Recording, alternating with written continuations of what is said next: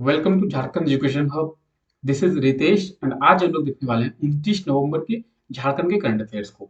झारखंड के current affairs को हम लोग पूरे डिटेल में कवर करेंगे और 29 नवंबर से झारखंड के जितने भी करंट अफेयर्स बनेंगे उन्हें हम देखने वाले हैं। तो चलिए क्लास को शुरू करते हैं और 29 नवंबर के झारखंड के करंट अफेयर्स को देखते हैं। इस क्लास का पीडीएफ आपको हमारे टेलीग्राम चैनल पे मिल जाएगा। टेलीग्राम चैनल पे सभी क्लासेस के पीडीएफ आपको एक साथ मिल जाएंगे और टेलीग्राम चैनल का लिंक आपको डिस्क्रिप्शन बॉक्स में मिल जाएगा। आप वहां से जाकर टेलीग्राम चैनल ज्वाइन कर सकते हैं। टेलीग्राम चैनल पे झारखंड से रिलेटेड जितने भी क्लासेस होते हैं और उनके नोटिफिकेशन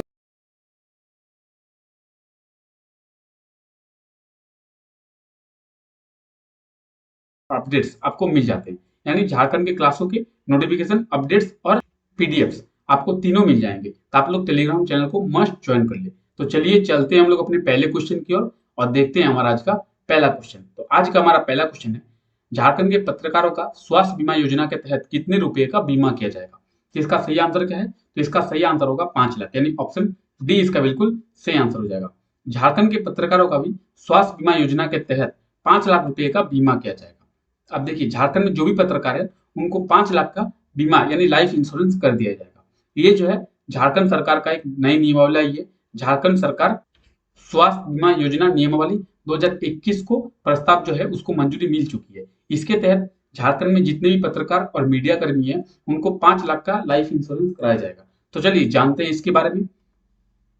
तो देखिए राज्य में कार्यरत पत्रकार मीडिया कर्मी को स्वास्थ्य बीमा योजना से जोड़ा जाएगा। इसके लिए झारखंड में स्वास्थ्य बीमा योजना नियमावली 2021 को प्रस्ताव को मंजूरी मिल चुकी है।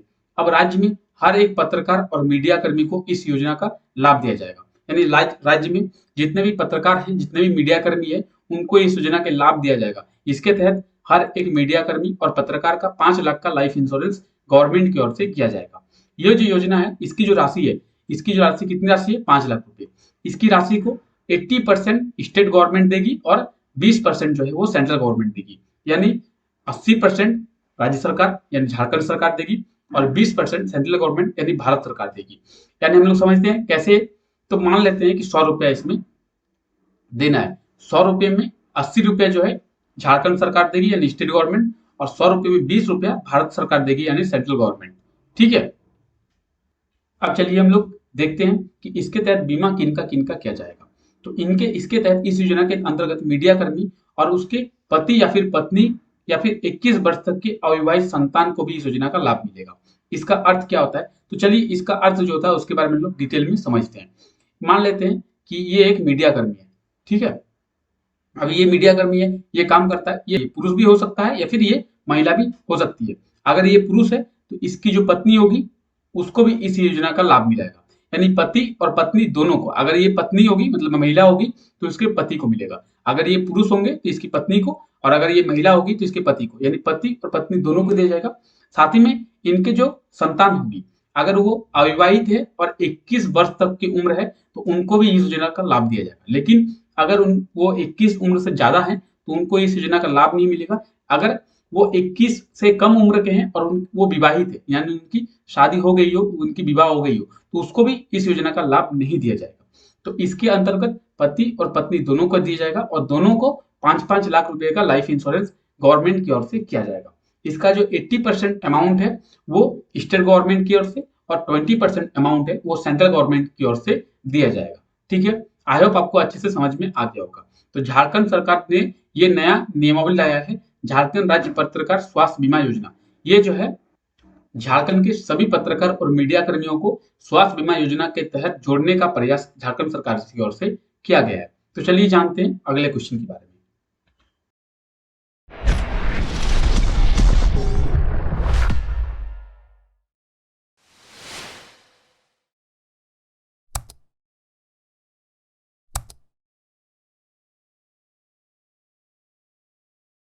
हमारा अगला क्वेश्चन है, हाल ही में संविधान दिवस कब मनाया गया है? तो संविधान दिवस मनाया गया कब? इसका सही आंसर हो जाएगा ऑप्शन बी 26 नवंबर को। 26 नवंबर को संविधान दिवस मनाया गया है यानी कॉन्स्टिट्यूशन डे। अब देखिए संविधान दिवस क्यों मनाया जाता है? तो 26 नवंबर 1949 यानी 1949 में क्या हुआ था? हमारे भारत का संविधान निर्माण किया गया था। भारत के संविधान को अंगीकृत कर लिया गया था, यानी स्वीकार कर लिया गया था। तो 26 नवंबर 1949 को भारत का संविधान का निर्माण कर लिया गया था और भारत के संविधान को अंगीकृत कर लिया गया था। इसी के लिए 26 नवंबर को हर साल संविधान दिवस मनाया जाता है। अब 26 नवंबर को संविधान दिवस मनाया जाता है, तो संविधान दिवस कब मनाया जाता है, कब से इसकी शुरुआत की गई है, तो चलिए जानते हैं इसके बारे में। अब देखिए, हर साल 26 नवंबर को संविधान दिवस मनाया जाता है। हर वर्ष 26 नवंबर को संविधान दिवस क्यों मनाया जाता है, तो मैंने आपको अभी थोड़ा देर पहले ही बताया कि हर साल 26 नवंबर को संविधान दिवस इसलिए मनाया जाता है क्योंकि 26 नवंबर 1949 यानी 1949 में भारत के संविधान को अंगीकृत किया गया था, यानी स्वीकार किया गया था। इसी को याद रखने के लिए 26 नवंबर को हर वर्ष संविधान दिवस मनाया जाता है। ठीक है, अब देखिए इसकी शुरुआत की गई थी, तो इसकी शुरुआत की गई थी डॉक्टर भीमराव अंबेडकर की 125वीं जयंती के शुभ अवसर पर। अब इनकी 125वीं जयंती कब थी, तो इनकी 125वीं जयंती थी 26 नवंबर 2015।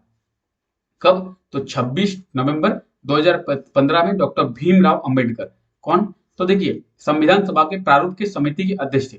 संविधान सभा के प्रारूप समिति के अध्यक्ष थे डॉक्टर भीमराव अंबेडकर, और इन्हीं के 125वीं जयंती पर क्या किया गया था, तो इसकी शुरुआत की गई थी, यानी 26 नवंबर 2015 से इसकी शुरुआत की गई थी संविधान दिवस मनाने की। अगर आपसे एग्जाम में ये क्वेश्चन पूछा है कि संविधान दिवस की शुरुआत कब से की गई थी, तो 2015 से संविधान दिवस मनाने की शुरुआत की गई थी और उसी से हर वर्ष 26 नवंबर को संविधान दिवस मनाया जाता है। ठीक है, अब देखिए 26 नवंबर 1949 को क्या किया गया था, तो भारतीय संविधान को स्वीकार किया गया था। इसी के लिए 26 नवंबर को संविधान दिवस मनाया जाता है। अब देखिए 26 नवंबर को कब से शुरुआत की गई थी संविधान दिवस मनाने की, तो ये कौन है, ये है डॉक्टर भीमराव अंबेडकर, और इन्हीं की 125वीं जयंती पर क्या गया था, तो 2015 में इनकी 125वीं जयंती थी। उसी के शुभ अवसर पर क्या किया गया था, संविधान दिवस मनाने का निर्णय लिया गया था और उसी साल से संविधान दिवस मनाने का शुरुआत की गई थी। चलिए देखते हैं अगला क्वेश्चन। हमारा अगला क्वेश्चन है, हाल ही में राज्य के किस जिले में प्रवासी पक्षियों का आगमन शुरू हुआ है, तो राज्य के कौन से जिले में प्रवासी पक्षियों का आगमन शुरू हुआ है, इसका सही आंसर क्या होगा, तो इसका सही आंसर हो जाएगा हमारा गुमला, यानी ऑप्शन ए बिल्कुल हमारा सही आंसर हो जाएगा। अभी देखिए राज्य के गुमला जिले में प्रवासी पक्षियों का आगमन शुरू हो गया है, तो जानते हैं इसके बारे में। अब देखिए प्रवासी पक्षी क्या होता है, वैसे पक्षी जो यहाँ पे ना रहकर दूसरे स्थान से यहाँ पे आते हैं, यानी गुमला में या फिर झारखंड में नहीं है, ये दूसरे स्थान पर रहते हैं, वहां से यहाँ पे आते हैं। ठंड के मौसम में यहाँ पे पाए जाते हैं वैसे पक्षी, और फिर ठंड चले जाने के बाद वे पक्षी यहाँ से दूसरे ओर चले जाते हैं, तो उसे हम लोग प्रवासी पक्षी कहते हैं।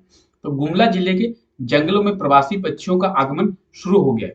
इस जिले में जंगल में अनेक दुर्लभ जाति के पक्षियों को देखा जाता है, मतलब गुमला जिले के जंगल जो है उनमें अनेक दुर्लभ जाति के पक्षियों को देखा जा सकता है। तो इस तरीके के होते हैं प्रवासी पक्षी, यानी वे यहाँ पे नहीं पाए जाते हैं, झारखंड में वे पक्षी नहीं पाए जाते हैं, वे दूसरे राज्यों या फिर दूसरे देशों से आते हैं और यहाँ पे अपना निवास करते हैं, अपना निवास स्थान से बनाते हैं। फिर कुछ दिन रहने के बाद वे यहाँ से चले जाते हैं कहीं और, तो उसे हम लोग प्रवासी पक्षी कहते हैं। यानी ये परमानेंट नहीं होते हैं, टेम्परेरी यहाँ पे रहते हैं और टेम्परेरी के बाद ये लोग कहीं और रहते हैं। ये कहीं भी एक जगह पे परमानेंट सेटल नहीं होते हैं, हर जगह में थोड़े थोड़े दिन रहते हैं। ठंड होने के साथ, ठंड शुरू हो गई है और उसके साथ ही ये पक्षियां अभी आगमन कर रही है झारखंड में, झारखंड के गुमला जिले में। इसके बाद ये फिर कहीं और चली जाएगी, इसे हम लोग प्रवासी पक्षी कहते हैं। अब गुमला, तो ये है गुमला जिले के जंगल, और यहीं पे अभी अनेक सारे दुर्लभ जाति के पक्षियों को देखा जा सकता है। अब गुमला, तो ये है मैप में गुमला। गुमला के फॉर्मेशन की बात करें तो 1983 यानी 1983 में गुमला का फॉर्मेशन किया गया था। गुमले में ब्लॉक की बात करें तो कितने ब्लॉक है गुमला जिले में, तो टोटल 12 ब्लॉक है गुमला जिले में। कितने, तो गुमला जिले में 12 ब्लॉक है और 1983 में इसका फॉर्मेशन किया गया था। गुमला अपनी बाउंड्री किसके साथ शेयर करता है, तो गुमला अपनी बाउंड्री छत्तीसगढ़ के साथ शेयर करता है, यानी एक राज्यों के साथ। साथ ही झारखंड के कितने जिलों के साथ, झारखंड के 5 जिलों के साथ ये अपनी बाउंड्री को शेयर करता है। कितने, तो 5 जिले। अब 5 जिले कौन कौन से हैं, तो देखिए ये पहला हमारा लातेहार, उसके बाद ये कौन सा हो जाएगा, लोहरदग्गा, ये रांची, ये हो गया हमारा खूंटी, और ये सिमडेगा। इन्हीं 5 जिलों के साथ गुमला अपनी बाउंड्री को शेयर करता है। ठीक है, और भारत के एक राज्य के साथ जो है छत्तीसगढ़, छत्तीसगढ़ के साथ अपनी बाउंड्री को शेयर करता है। चलिए अगला क्वेश्चन देखते हैं। हमारा अगला क्वेश्चन है, राज्य में कितनी राशि से सेंटर ऑफ एक्सीलेंस भवन का निर्माण किया जाएगा, तो इसका सही आंसर क्या है? इसका सही आंसर होगा ऑप्शन सी 310 करोड़। राज्य में 310 करोड़ से सेंटर ऑफ एक्सीलेंस भवन का निर्माण किया जाएगा। अब देखिए सेंटर ऑफ एक्सीलेंस भवन क्या है? तो ये एक स्कूल होगी, लेकिन सरकारी स्कूलों से बहुत अच्छा होगा, प्राइवेट स्कूलों से भी बहुत अच्छा होगा। यहाँ पे आधुनिक जितने भी लेटेस्ट टेक्नोलॉजी है उसका यूज यहाँ पे किया जाएगा और बच्चों के शिक्षा के लिए बहुत ही अच्छा कदम झारखंड सरकार की ओर से लिया गया है। इसमें बच्चों की शिक्षा का बहुत ही अच्छे से ख्याल रखा जाएगा और बच्चों को हाईटेक टेक्नोलॉजी से पढ़ाया जाएगा। चलिए जानते हैं इसके बारे में। अब देखते हैं, राज्य में शिक्षा को बेहतर करने के लिए 310 करोड़ की लागत से सेंटर ऑफ एक्सीलेंस का निर्माण किया जाएगा। इसमें कक्षा 1 से 12 तक की पढ़ाई करवाई जाएगी, यानी क्लास 1 to 12 तक की इसमें पढ़ाई करवा दी जाएगी। अभी देखिए झारखंड में टोटल 80 सेंटर ऑफ एक्सीलेंस भवन का निर्माण किया जाएगा। इसे हम लोग उत्कृष्ट स्कूल के नाम से भी जानते हैं। यानी अगर आपसे ये भी पूछा है कि राज्य में कितने उत्कृष्ट स्कूल का निर्माण किया जाएगा, तो राज्य में टोटल 80 उत्कृष्ट स्कूल का निर्माण किया जाएगा। अब कहाँ कहाँ पे किया जाएगा? हम लोगों को पता है राज्य में कितने प्रमंडल हैं, तो राज्य में 5 प्रमंडल है और इन्हीं 5 प्रमंडल में डिवाइड किया गया है झारखंड के 24 जिलों को। और इन्हीं 5 प्रमंडल में राज्य में 80 एक्सीलेंस भवन का यानी उत्कृष्ट स्कूल का निर्माण किया जाएगा। कहाँ पे कितना किया जाएगा? तो देखिए ये है पलामू प्रमंडल। पलामू प्रमंडल में 10 उत्कृष्ट स्कूल यानी सेंटर ऑफ एक्सीलेंस भवन का निर्माण किया जाएगा। कोल्हान प्रमंडल में कितने? तो यहाँ पे भी 10 करवाए जाएंगे। साथ ही संथाल परगना प्रमंडल इसमें 20 किए जाएंगे और उत्तरी छोटानागपुर और दक्षिणी छोटानागपुर में 23 और 17 की जाएंगे। उत्तरी छोटानागपुर में 23 और दक्षिणी छोटानागपुर में 17। तो जानते हैं कहाँ पे कितने हैं। सबसे पहले देखते हैं पलामू प्रमंडल। पलामू प्रमंडल कौन सा है? तो ये वाला पलामू प्रमंडल है, तो इसमें 10 किए जाएंगे। साथ ही कोल्हान प्रमंडल इसमें कितने किए जाएंगे? तो इसमें भी 10 किए जाएंगे। तो पलामू प्रमंडल और कोल्हान प्रमंडल में 10-10 किए जाएंगे। साथ ही संथाल परगना प्रमंडल इसमें कितने किए जाएंगे? तो इसमें 20 किए जाएंगे। इसमें कितने? उत्तरी छोटानागपुर इसमें 23 किए जाएंगे और यहाँ पे 17। अब देखते हैं यहाँ पे कौन कौन से जिले आते हैं। तो पलामू प्रमंडल इसमें 3 जिले आते हैं, गढ़वा, पलामू और लातेहार। तो इन 3 जिलों में 10 उत्कृष्ट स्कूल का निर्माण किया जाएगा। इसमें कितने जिले आते हैं? तो इसमें भी 3 जिले आते हैं कोल्हान प्रमंडल। कौन कौन से? तो पूर्वी सिंहभूम, पश्चिमी सिंहभूम, सरायकेला खरसावां। तो इन्हीं 3 जिलों में 10 उत्कृष्ट स्कूल का निर्माण किया जाएगा। इसी तरीके से हर प्रमंडल में अलग अलग उत्कृष्ट स्कूल का निर्माण किया जाएगा। तो टोटल झारखंड में अगर हम लोग बात करें तो झारखंड में टोटल 80 उत्कृष्ट स्कूल का निर्माण किया जाएगा। चलिए अगला क्वेश्चन देखते हैं। हमारा अगला क्वेश्चन है, हाल ही में नीति आयोग द्वारा जारी सूचकांक में गरीबी राज्य के मामले में झारखंड का स्थान कौन सा है? तो गरीबी राज्य के मामले में झारखंड का स्थान दूसरा है, यानी ऑप्शन बी इसका बिल्कुल सही आंसर हो जाएगा। अभी देखिए नीति आयोग ने क्या जारी किया है? तो एक सूचकांक जारी किया है। इसके तहत गरीबी राज्यों का आंकड़ा दिया गया है। अब गरीबी राज्य में झारखंड हमारा दूसरे नंबर पर है, तो बिहार पहले नंबर पर है। तो चलिए जानते हैं इसके बारे में। देखिए नीति आयोग ने क्या किया है? तो नीति आयोग ने एक बहुआयामी गरीबी सूचकांक यानी जिसे हम लोग एमपीआई के नाम से जानते हैं वो जारी किया है। इसके अनुसार बिहार, झारखंड और उत्तर प्रदेश देश के सबसे 3 गरीब राज्य हैं। अब देश के सबसे 3 गरीब राज्य कौन कौन? बिहार, झारखंड और उत्तर प्रदेश। ये जो सूचकांक है ये की इंडेक्स किसने जारी किया है? तो नीति आयोग ने ये जारी किया है। तो सबसे पहले नीति आयोग, तो नीति आयोग की फुल फॉर्म बहुत बार पूछी जाती है। नीति आयोग की फुल फॉर्म क्या है? तो national institution for transforming India. National institution for transforming India. इसके तहत बिहार पूरे देश का सबसे गरीब राज्य है। बिहार में गरीबी कितनी है? तो 51.91%, यानी बिहार की आधी आबादी गरीब है। ये नीति आयोग द्वारा कहा गया है। ठीक है। झारखंड, तो झारखंड दूसरे स्थान पर है 42.16% के साथ में, और उत्तर प्रदेश 37.79% के साथ में तीसरे स्थान पर है।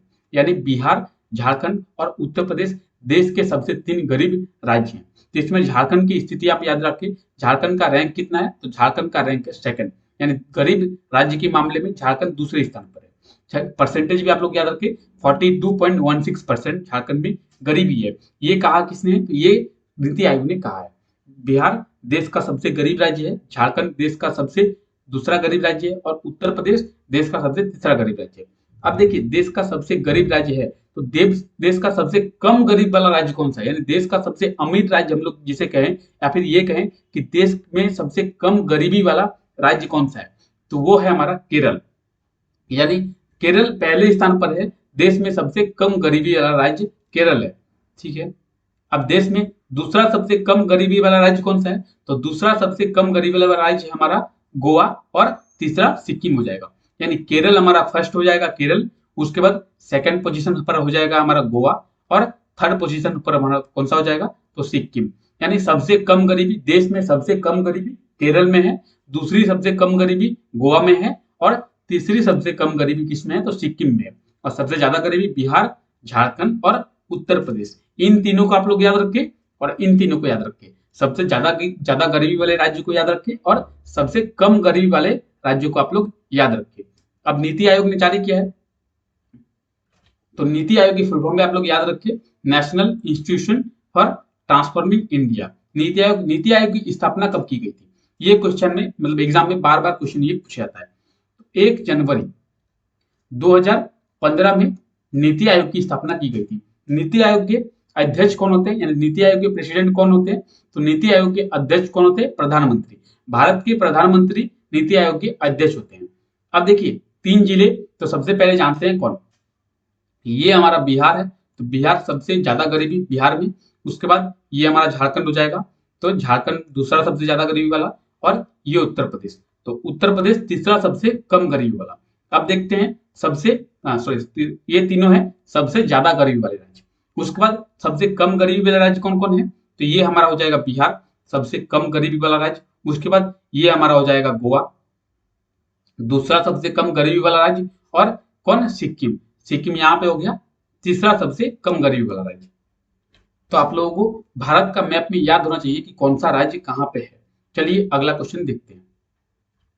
आपसे पिछले वीडियो में ये क्वेश्चन पूछा गया था, हाल ही में झारखंड विधानसभा का 21वां स्थापना दिवस कब मनाया गया? तो झारखंड विधानसभा का 21वां स्थापना दिवस 22 नवंबर को मनाया गया, यानी ऑप्शन सी इसका बिल्कुल सही आंसर हो जाएगा।